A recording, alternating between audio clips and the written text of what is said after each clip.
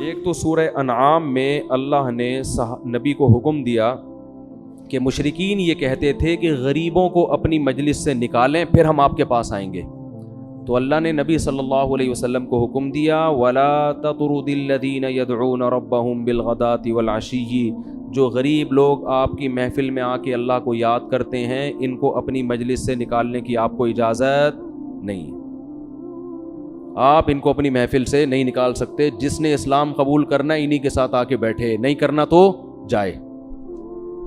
دیکھو اس سے پتہ چلتا ہے کہ اسلام کی دعوت میں جو اصول ہے نا ان میں لچک۔ آج کیا ہوتا ہے، مصلحت حکمت کی خاطر سب اصول توڑے جا رہے ہوتے ہیں، فرق ہی ختم، یعنی فرق کرتے ہیں امیر میں اور غریب میں۔ امیر کو دین پہ لانے کی زیادہ کوششیں کی جاتی ہیں، غریبوں کو کہ ان سے چندہ نہیں ملے گا، ان سے کیا کرنا ہے، رکشہ ٹیکسی والا گولے گنڈے والا، یہ اگر میری مسجد میں نمازی بن بھی جائے تو یہ تو ایک کم بخت ایک پنکھا تو لگا نہیں سکتا، یہ ہے بھائی۔ یہ چیز آپ کو خاندانی نظر آئے گی تبلیغی جماعت والوں میں، ان کے ہاں کوئی بھی کتنا بھی بڑا فنٹر چلا جائے نا، وہ بیٹھے گا وہیں بیٹھ کے بیان سنے گا، یعنی وزیر اعظم بھی وہیں بیٹھ کے بیان سنے گا جہاں ایک رکشے والا۔ ان کے بھی خواص کا کمرہ ہوتا ہے، میں ایک دفعہ خواص کے کمرے میں گیا، میں نے کہا شاید ایئر کنڈیشن روم ہو، یہاں تو بڑے بڑے لوگ، وہ بھی وہی ہے ٹھیک ہے نا، وہ خواص کا اس لیے بنا دیا کہ جیسے مشہور لوگ جاتے ہیں نا تو رش بہت ہو جاتا ہے ان کے، تو ان کے لیے تھوڑا سا الگ سے انہوں نے سائڈ پہ بنا دیا ہے، وہ بھی وہی، نیچے لیٹ جاؤ آ کے، یہیں پہ بستر لانا ہے تو اپنے ساتھ گھر سے لے کر آؤ۔ تو امیر اور غریب میں آج بڑا فرق ہو رہا ہے۔ ہندوؤں میں مندروں میں زیادہ پیسے دو گے تو آگے بڑا بھگوان سے ملاقات ہو جائے گی آپ کے، تھوڑے پیسے دو گے، یہ ہوتا ہے نا۔ مسجد میں یہ فرق اللہ نے نہیں رکھا، مسجد میں کوئی بھی آ جائے، کوئی ایس ایچ او آ جائے تراویح پڑھنے تو یہیں پڑھے گا نا پیچھے کھڑے ہو کر، کیا خیال ہے بھائی؟ آگے جگہ نہیں مل رہی تو جہاں ملے گی وہیں کھڑا ہو جائے گا۔ میں نے تو دیکھا ہے پہلی صف میں اکثر رکشے والے ٹیکسی والے کھڑے ہوئے ہوتے ہیں، اور جو علاقے کا ناظم ہے وہ کہاں کھڑا ہوا ہوگا؟ چوتھی صف میں کھڑا ہوا ہوگا۔ یہ کیا ہے؟ یہ نبی نے ماحول بنایا ہے، قرآن نے کہا کہ ان کو اپنی محفل سے آپ نے دور نہیں کرنا، اور پھر اللہ نے فرمایا ان کو آپ بتا دیں کہ اللہ کی نظر میں تمہارا اتنا مقام ہے، ان غریبوں کو آپ بتا دیں، کیونکہ اس وقت ابو لہب ابو جہل یہ بڑے بڑے سردار کم بخت ایمان نہیں لے کر آ رہے تھے، غریب لوگ ایمان لا رہے تھے زیادہ، تو اللہ نے فرما دیا کہ یا رسول اللہ آپ ان غریبوں کو نہ صرف یہ کہ اپنی محفل سے نکال نہیں سکتے بلکہ ان کو خوشخبریاں دیں، وَإِذَا جَاءَكَ الَّذِينَ يُؤْمِنُونَ بِآيَاتِنَا فَقُلْ سَلَامٌ عَلَيْكُمْ، جب بھی ان میں سے کوئی آپ کی محفل میں آیا کرے نا تو ان سے کہا کریں تم پر سلامتی ہو، كَتَبَ رَبُّكُمْ عَلَى نَفْسِهِ الرَّحْمَةَ، تمہارے رب نے تمہارے لیے اپنے اوپر رحمت کو واجب کر لیا۔ اور وہ غریب آج کے جیسے نہیں تھے، وہ غریب عبداللہ بن مسعود تھے، ابو ہریرہ تھے، جن کے پاس سطر چھپانے کے لیے کپڑا بھی نہیں تھا، اتنے مختصر لباس غربت کی وجہ سے۔ بعض دفعہ وہ علم حاصل کرتے تھے ایک دوسرے کی طرف پشت کر کے کہ جسم پہ کپڑا ڈالنے کے لیے پیسے نہیں ہیں، اتنے غریب۔ اور قرآن کہہ رہے کہ جب یہ آپ کے پاس آئیں تو ان سے کہیں سلام علیکم، میں ان مشرکوں کے سردار کے کہنے پہ تمہیں محفل سے نکال دوں یہ تو نہیں ہو سکتا، بلکہ الٹا تمہیں خوشخبری دیتا ہوں کہ تم پر سلامتی ہے رب کی طرف سے، اور تمہارے رب نے تم اپنے اوپر تمہارے لیے رحمت کو فرض کر لیا ہے۔ کیسے؟ انہو من عمل منکم سوءا بجہالۃ، کہ تم میں سے اگر کوئی گناہ ہو بھی جائے نا کسی سے، اگر کبھی کوئی گناہ ہو بھی جائے، شریعت کی خلاف ورزی ہو جائے، ثم تاب من بعدہ واصلح، پھر وہ توبہ کر لے تو اللہ غفور رحیم ہے، تمہارے گناہ کو معاف کر دے گا۔ یہ تمہارے لیے اللہ کی طرف سے ایک پیکیج بھی ہے۔ اور وہ جو بڑے بڑے سردار ہیں نا ہٹ دھرم، یہ پیکیج ان کے لیے نہیں ہے کیونکہ وہ اسلام کو مانتے نہیں ہیں۔ تمہیں اللہ نے یہ آپشن دیا ہے کہ تم صحیح چلو، اگر تم سے غلطی ہو تو مایوس مت ہو، توبہ کرو، اللہ کیا کرے گا؟ معاف کرے گا۔ یہ رحمت اللہ نے اپنے اوپر فرض کی ہے، اور یہ رحمت ہر ایمان والے کے لیے، ہر ایمان والے کے لیے۔ کوئی بھی شخص جو اللہ رسول پہ آخرت پہ ایمان رکھتا ہے، اگر اس سے گناہ ہو جائے تو اللہ اسے مایوس نہیں کرتا، اس کے لیے توبہ کا دروازہ کھولا ہوا ہے اللہ۔ نبی صلی اللہ علیہ وسلم نے فرمایا کہ جب کسی مسلمان سے گناہ ہوتا ہے وہ اللہ کے سامنے ہاتھ اٹھا کے گڑ گڑاتا ہے کہ اللہ مجھ سے جرم ہو گیا، مجھے معاف کر دے، میں تجھ سے عہد کرتا ہوں کہ آئندہ یہ گناہ نہیں کروں گا. تو اللہ فرشتوں سے کہتا ہے دیکھو بہت سے لوگوں سے گناہ ہوتا ہے وہ معافی نہیں مانگتے، یہ اس لیے معافی مانگ رہا ہے کہ اسے پتہ ہے کہ اس کا کوئی خدا ہے جو گناہ پہ سزا بھی دے سکتا ہے اور چاہے تو گناہ کو معاف بھی کر سکتا ہے. حالانکہ میں تو نہ اسے پکڑ رہا ہوں نہ سزا دے رہا ہوں، اس کو کچھ نظر تھوڑی آ رہا ہے، لیکن یہ ڈر رہا ہے، اس کو پتہ ہے کہ ہے. دنیا تو صرف ظاہر کو دیکھتی ہے نا. آپ سے چوری ہو جائے، ایس ایچ او کو پتہ چل جائے اور پولیس آنے والی ہو، پہلے سے تھانے پہنچ کے سوری کرو گے کہ نہیں کرو گے؟ کیونکہ وہاں تو دیکھ رہے ہو، یہاں نظر کچھ نہیں آ رہا، گناہگار تو اور پھل پھول رہے ہیں.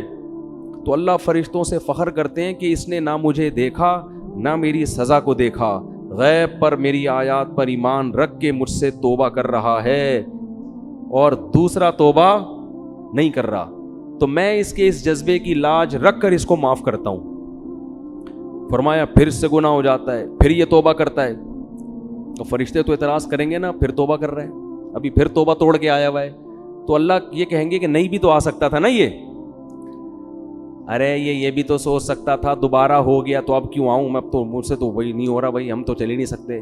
پھر بھی ڈر ہے، کیا کر رہا ہے، آ رہا ہے، حالانکہ میں نے اس کو ابھی سزا بولو دی نہیں ہے. دیکھو فرعون کو جب سزا ملی تھی تو ایمان لے آیا تھا نا، تو جب سزا ہی دیکھ لی پھر کیا. اصل تو یہ ہے کہ ابھی کچھ بھی نہیں دیکھ رہا، پھر ایمان لائے گا تو اللہ کی نظر میں قدر ہوگی. گناہ کیا، اسے پتہ ہے کہ سزا ملے گی اس گناہ پہ، دنیا کی برکت بھی ختم، رزق کی برکت ختم، سکون ختم، اور آخرت میں آگ ہے جہنم کی. تو دوبارہ توبہ کرتا ہے. تو اللہ تعالیٰ پھر فرشتوں سے فخر سے کہتے ہیں کہ اسے پتہ ہے کہ اس کا کوئی رب ہے جو اس کے گناہ پہ سزا بھی دے سکتا ہے اور گناہ پہ اس کو معاف بھی کر سکتا ہے، اس لیے توبہ کر رہا ہے. تو جب تک غیب کا معاملہ ہے نا، 100 بار گناہ سے تو گناہ کر کے 100 بار توبہ کرو گے نا، 100 بار بھی اللہ توبہ قبول کرے گا. لیکن جس دن دیکھ لیا اس دن قرآن کہتا ہے کہ زمین آسمان کی دولت بھی دے دو گے، ما تقبل منہم، وہ دولت بھی اللہ قبول نہیں کرے گا. ابھی فری میں توبہ قبول کر رہا ہے، اس وقت ساری دنیا کی دولت بھی عذاب سے چھڑنے کے لیے دو گے، اللہ وہ قبول نہیں کرے گا. جیسے فرعون ڈوبنے سے پہلے اتنا بنی اسرائیل کو قتل کیا، اتنا لوگوں کو مارا، ہزاروں بچوں کا قاتل، موسیٰ علیہ السلام کو ستایا. پھر موسیٰ علیہ السلام بنی اسرائیل کو لے کے نکلے، ان کے پیچھے بھاگا، اور جب دیکھا کہ راستے بن گئے اور موسیٰ علیہ السلام نکل گئے، اتنا بڑا معجزہ دیکھ لیا کہ اب تو یقین آ جانا چاہیے تھا اب میں کیا ہو جاؤں گا، برباد. لیکن ابھی سزا اپنی آنکھوں سے دیکھی ہی نہیں ہے. اس وقت تک بھی اللہ توبہ قبول کرنے کے لیے تیار تھا. فرعون کہہ دیتا ہے اللہ میں ایمان لے آیا موسیٰ کے رب پر، تیری مدد کس کے ساتھ ہے؟ موسیٰ کے ساتھ. تو ان کے لیے راستے پیدا کر رہا ہے، میں غلط وہ صحیح، میں نے توبہ کی اور میں موسیٰ کے ہاتھ پہ بیعت ہونے کے لیے تیار ہوں. ڈوبنے سے 5 منٹ پہلے یہ کام کر لیتا. ہزاروں بچوں کا قتل اللہ کیا کرتے؟ بولو معاف. یہ جو دعوے کیے تھے نا، انا ربکم الاعلی، میں سب سے بڑا خدا ہوں، کتنا بڑا دعویٰ تھا، یہ جرم بھی معاف. حضرت موسیٰ کو جو کلیم اللہ کو ستایا، کتنے بڑے پیغمبر، موسیٰ کلیم اللہ کو ستایا، ان کی ماں کو ستایا، کیسا ظلم بربریت، اور بار بار معاہدے توڑے اللہ سے کیے ہوئے. جب عذاب آتا تھا نا فرعونیوں پر، تو یہ موسیٰ علیہ السلام کے پاس جا کے کہتے اللہ سے کہو یہ عذاب ٹال دے، جیسے ہی عذاب ٹلے گا ہم ایمان لے آئیں گے. عذاب ٹلتا دوبارہ شرارتیں کرتے، 100 دفعہ ایگریمنٹ توڑ چکا تھا. قرآن کہتا ہے یہ. لیکن اس اسٹیپ پہ جا کے بھی اللہ اس کی توبہ بولو قبول کرتا، لیکن نہیں کی. جیسے ہی سمندر میں ڈوبنے لگائے تو فوراً کیا کہتے ہیں آمنت انہ لا الہ الا الذی آمنت بہ بنو اسرائیل، کہتا ہے میں ایمان لے آیا، اور پہلے ضمیر شان لے کر آیا. انہو، کہتا ہے انہو، بات یہ ہے کہ، ٹھیک ہے نا، ذرا تسلی سے سنو تو صحیح.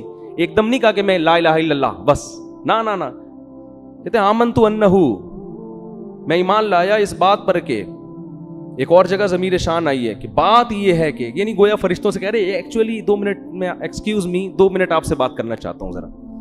ضمیر شان کا یہ مطلب ہوتا ہے پوری تفصیل کے ساتھ. بھائی کوئی کنفیوژن نہ ہو جائے فرشتوں کو کہ وہ یہ نہ سمجھے کہ پتہ نہیں کون سے مذہب پہ ایمان لا رہا ہے. تو کہہ رہے بات تو سنو. ایک دم تم تو بہت ہی جذباتی ہو گئے ہو بھائی, ڈبوئے جا رہے ہو, مجھے ڈبوئے جا رہے ہو. بات تو سنو. ایکچولی بات یہ ہے کہ میں یہ نہیں کہا میں گاڈ پہ ایمان لے آیا, یہ نہیں کہا میں اللہ پہ ایمان لے آیا. بھائی اللہ کا مفہوم ایسا نہ ہو فرشتے کچھ اور لے لیں. میں اسی رب پہ ایمان لایا جو موسیٰ اور ہارون کا رب ہے. پوری ڈیٹیل کے ساتھ, اتنی تفصیل کے ساتھ میرا خیال ہے اب تک کسی غیر مسلم نے اسلام قبول نہیں کیا ہوگا. وہی والا خدا بالکل ایگزیکٹ وہی جو موسیٰ اور ہارون کا ہے, اس پر ایمان لایا. اللہ نے کہا نہیں, آل آنا, اب نہیں ہو سکتا, اب نہیں. اللہ کا اصول بہت سخت ہے, اب نہیں. تو بھائی جو فرعون کے ساتھ حالت ہوئی ہے, اللہ ہم سب کو بچائے, کل میرے اور آپ کے ساتھ بھی ہو سکتی ہے. ابھی اللہ بار بار مہلت دے رہا ہے, توبہ کرو یار. انٹرنیٹ پہ فحش فلمیں دیکھنے کی عادت پڑ گئی ہے, اللہ معاف فرمائے, چھوڑ دو اس کو. توبہ کرو, اللہ کے سامنے گڑ گڑاؤ, اور سزا کے طور پہ صدقہ خیرات کرو, روزے رکھو, ڈاکٹروں سے رابطہ کرو, نفسیاتی ڈاکٹروں سے. بھائی مجھے اس کی لت پڑ گئی ہے, مجھے کوئی, یہ انسان کا نا نفسیاتی مسئلہ بن جاتا ہے. یہ جو فحش فلموں کے عادی ہوتے ہیں نا, یہ باڈی کی ریکوائرمنٹ ہو جاتی ہے. جیسے نشہ ہے نا, ہیروئن اگر آپ نے چھوڑنی ہے تو صرف توبہ کافی نہیں ہے, پراپر علاج بولو ضروری ہے. تو ایسا ہی یہ جو فحش فلموں کی عادت پڑ گئی ہے, توبہ بھی کریں اور پراپر علاج بھی کریں اس کا. لڑکوں سے بدفعلی کی عادت پڑ گئی ہے, توبہ بھی کریں, پراپر علاج بھی کریں اس کا. نشے کی, شراب کی عادت پڑ گئی ہے, توبہ بھی کریں, نشے کا علاج بھی کریں. پھر سچی توبہ کی علامت ہوگی. پھر بھی اگر گناہ ہوتا ہے تو پھر اللہ کے سامنے دوبارہ توبہ کریں.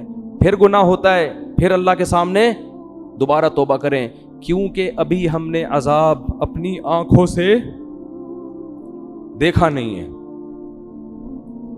اس لیے 100 بار بھی اگر کسی نے فحش فلمیں دیکھ کے توبہ کی ہے نا, ابھی بھی توبہ کا دروازہ کھلا ہوا ہے. ایک صاحب نے مجھے بتایا فون پہ کہ میں فحش فلموں کا عادی ہو گیا. ایک نوجوان نے بتایا میں حج کر کے آیا, اس کے بعد پھر مجھ سے دوبارہ گناہ ہوا ہے. میں اتنا مایوس ہو گیا ہوں کہ یار حج میں بھی نہیں چھوٹا. میں نے کہا کوئی بات نہیں, دوبارہ کیا کرو, بولو توبہ کرو. شیطان بار بار آپ کو پٹخ رہا ہے تو آپ بھی شیطان کو بار بار پٹخو. علماء کہتے ہیں کہ اگر بار بار گناہ ہو جائے نا تو یہ سوچ کے توبہ نہیں توڑو, توبہ نہ چھوڑو کہ بار بار ٹوٹ جاتی ہے. یہ فرمایا ایسا ہی ہے جیسے کپڑا اگر بار بار بھی میلا ہوگا تو بار بار دھلے گا. وہ یہ نہیں ہو سکتا کہ جی اب کیونکہ 3 دفعہ میلا ہو چکا ہے اب میں واشنگ مشین گھر سے نکال کے پھینک دوں گا, اب میں میلا ہی پھروں گا. کیونکہ اگر آپ بار بار اسی طرح میلے کپڑے دھوئے بغیر پہن کے چلتے رہے تو مارکیٹ میں میلے مشہور ہو جائیں گے آپ, اور لوگ آپ کو آپ کے ابا کو کہیں گے دیکھو میلے کا باپ آ رہا ہے کہتے ہیں یہ کہنا پہچان بن جاتی ہے, وہ دیکھو میلے کا. بھائی ہم میں سے ہر شخص گندا ہوتا ہے, آپ 2 دن نہ نہائیں گندے ہو جائیں گے. اس کا حل کیا ہے, دوبارہ نہاؤ. بھائی کپڑے میلے ہو رہے ہیں, بار بار دھو ان کو تو میل دور ہو جائے گا. تو اسی طرح جب انسان گناہ کرتا ہے اس کا دل کیا ہوتا ہے, میلا. حدیث میں آتا ہے توبہ کرتا ہے تو دل کیا ہو جاتا ہے, صاف. تو اصل تو یہ کہ گناہ نہ کرے انسان. جیسے اپنے کپڑوں کو میلا ہونے سے بچاتا ہے نا, یہ تو نہیں کہ چونکہ آج میں نہاؤں گا تو چلو میں گوبر میں کلا بازیاں کھاتا ہوں, کیونکہ آج تو ویسے ہی ایکچولی میں نے نہانا تو ہے ہی. کبھی دیکھا آپ نے بھئی ایک آدمی جمعے کے دن گوبر میں گٹر میں ڈبکی لگانے جا رہا ہے, لوگ کہہ رہے ہیں کیوں, کہہ رہے آج میں نے ویسے ہی نہانا ہے. تو میں نے کہا چلو گٹر سے ہو کے آ جاؤں گا, نہا کے تو ویسے ہی صاف ہو جاؤں گا. ابے تو جان کر کون گندا ہوتا ہے, وہ تو باہر کی گرد و غبار لگتی ہے, ڈسٹ وغیرہ, پھر انسان میلا ہو جاتا ہے تو واش روم بنے ہوئے, جاؤ بھائی نہاؤ. یہ تھوڑی کہ جا کے بار بار اس گٹر سے چوہے کی طرح گھس رہا ہے اور اس گٹر سے نکل رہا ہے. تو اسی طرح توبہ کی نیت سے گناہ کرنا حماقت اور بے وقوفی ہے کہ میں توبہ کر کے پاک ہو جاؤں گا, چلو یہ گناہ کر لو. توبہ کی نیت سے گناہ مت کرو. ہاں ہو جائے تو پھر کیا کرو, توبہ بار بار. تو اللہ کو توبہ کرنے والے بھی پسند ہیں. تو یہ پیکج اللہ کی طرف سے اس وقت تک ہے جب تک گناہ کی سزا اپنی آنکھوں سے دیکھ نہیں لیتے. تو اللہ تعالی ہم سب کو گناہوں سے بچنے کی توفیق عطا فرمائے اور اللہ نہ کرے اللہ نہ کرے اللہ نہ کرے کبھی کوئی گناہ ہو جائے تو فوراً سچی توبہ کی توفیق عطا فرما دے، دنیا سے پاک صاف ہو کے جائیں۔ سبحانک اللہم و بحمدک، نشہد ان لا الہ الا انت، نستغفرک و نتوب۔